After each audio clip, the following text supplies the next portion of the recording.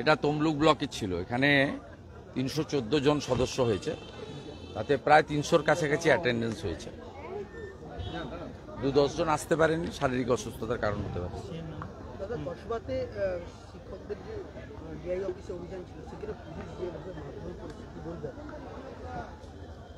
একটাই কথা, লাঠি মারা সরকার আর নেই দরকার। শিক্ষকদের লাঠি মারছে।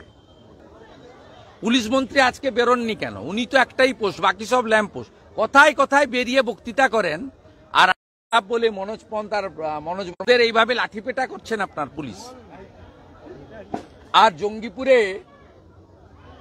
টেবিলের ভিতরে লুকছেন, শাটার নামিয়ে দিচ্ছেন, বলছে শাটার খুলবেন না। এই হচ্ছে বাংলার পুলিশের অবস্থা।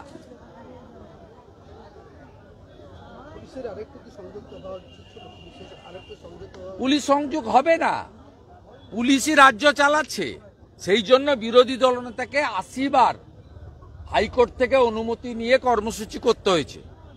চড়া রোদে 1টার সময় আমাদের এখানে মিছিল করতে হয়েছে।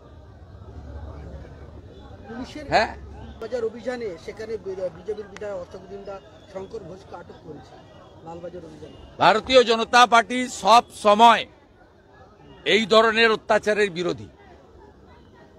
আমাদের বিধায়করা স্ট্যান্ডিং কমিটির মিটিংয়ে বিধানসভায় এসেছিলেন।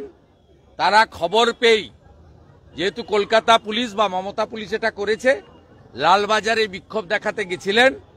তাদের ডেকে কথা না বলে তাদেরকে টেনে হিঁচড়ে চ্যাংদোলা করে জেলের ভেতরে ঢোকানো হয়েছে। তারা চাইলে কোর্টে পাঠাবেন, চাইলে রাখবেন, চাইলে সন্ধ্যার পরে মুক্তি দেবেন, সেটা পুলিশের ব্যাপার। কিন্তু আমরা ভারতীয় জনতা পার্টি সর্বাত্মকভাবে সরকার এবং সরকারি দলের দ্বারা যে অত্যাচারিত হোক, রাজনীতির অঙ্ক ভোটের মারপ্যাচ না দেখেই ঝাঁপিয়ে পড়ি, ভবিষ্যতে পড়ব। শিক্ষকদের মুখ্যমন্ত্রী যে পরামর্শ দিয়েছে আপনারা স্কুলে ফিরে যান, আপনার মুখ্যমন্ত্রী রয়েছে। কে ফিরাজ হাকিম?